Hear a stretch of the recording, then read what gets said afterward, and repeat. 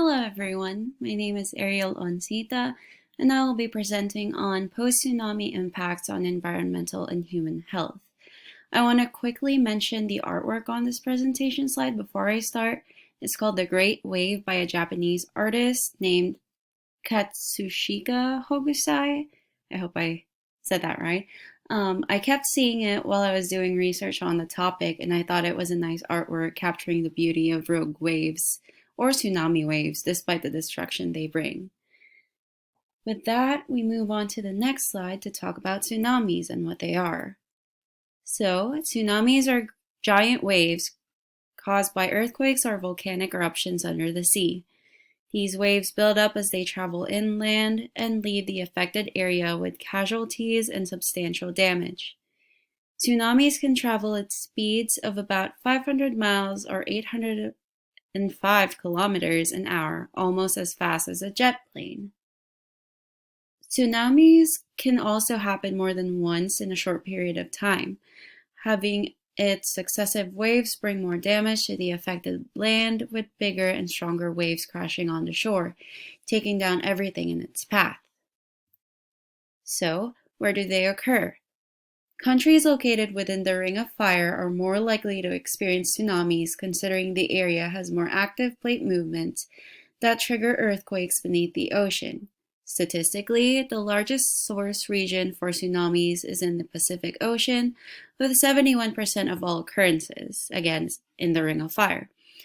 The remaining occurrences of tsunamis happen in the Mediterranean Sea, 15%, Caribbean Sea and Atlantic Ocean, 7%, Indian Ocean, 6%, and finally the Black Sea, 1%. To illustrate this, I have provided this image from the International Tsunami Information Center. The size of the circles right here, if you see my mouse, they represent the levels of magnitude, with the largest circle representing a magnitude of about 9 earthquake, and the smallest as a 5 magnitude earthquake, which is, if I could find my mouse, there, yep. The different colors of these circles, on the other hand, represent recorded deaths, with violet having the most recorded deaths, and the yellow one with few deaths, right here. The white circles represent either unknown or no recorded deaths. We also see other symbols in the map: triangles to symbolize volcanic eruptions, squares for landslides, and the question marks for unknown causes. The National Centers for Environmental Protection provided a table showing the world's deadliest tsunamis recorded throughout history. For this presentation, I've decided to focus on the 2004 Indian Ocean tsunami, also known as the Boxing Day tsunami. The background image on this slide was of a coast in Indonesia right after the mentioned tsunami. So, the world's deadliest tsunami had a 9.1 magnitude earthquake. After the earthquake, killer waves radiating from the epicenter slammed into the coastline of 11 countries, and it took the lives of about 230,000 people in a matter of hours. For a more detailed perspective into it, it happened around 8 a.m., hitting the northern tip of Sumatra first, with waves reaching around 100 feet, engulfing everything in its path.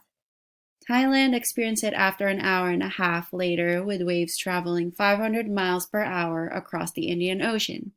On the opposite side of the Indian Ocean, tsunami waves hit the southeastern coast of India an hour later.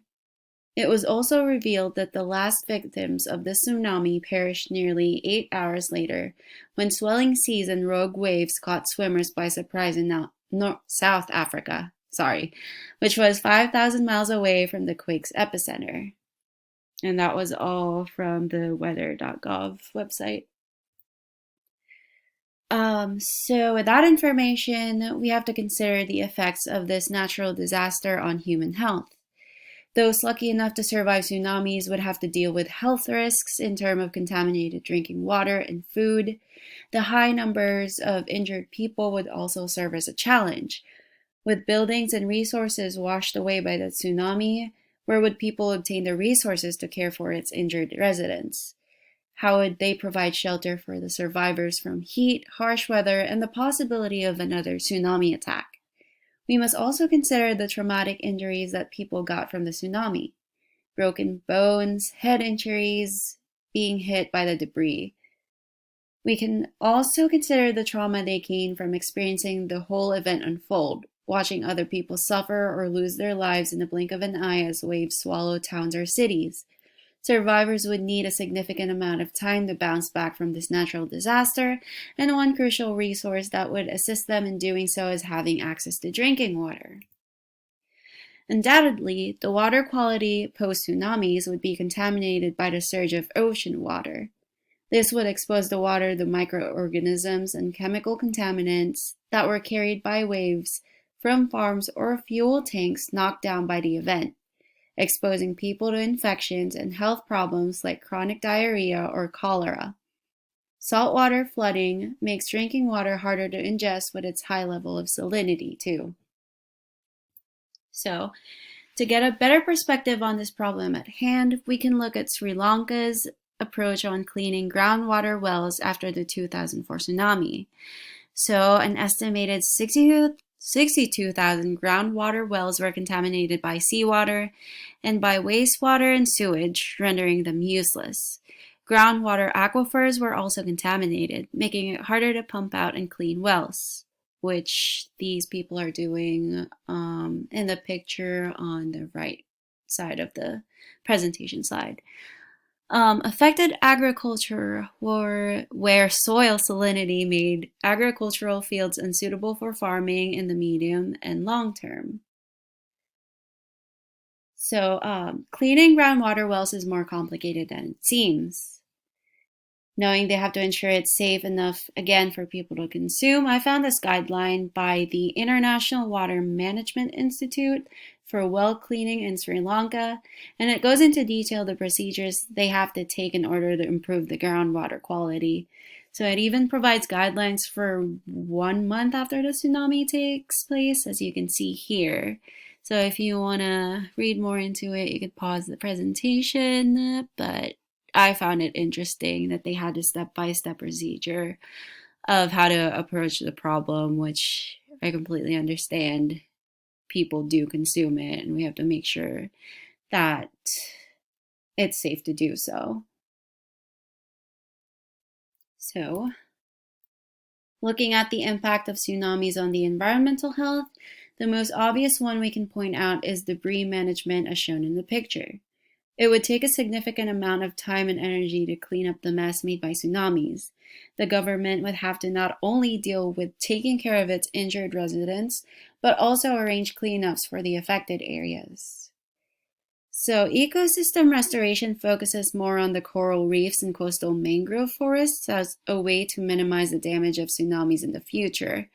Restoration projects include focusing on strengthening physical barriers against strong waves through coral reefs and planting mangroves that soak up destructive wave energy that acts as a buffer against erosion.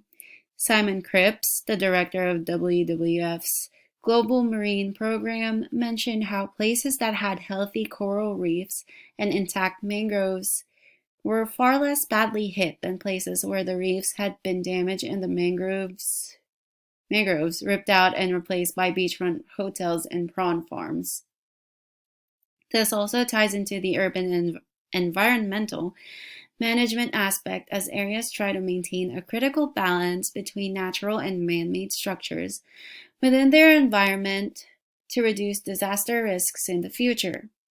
They have to allocate funds to establish a bioshield to protect livelihoods as well as use funds to rebuild the economy with new shelters to keep residents safe. There was an overwhelming response to providing aid for countries affected by the 2004 tsunami.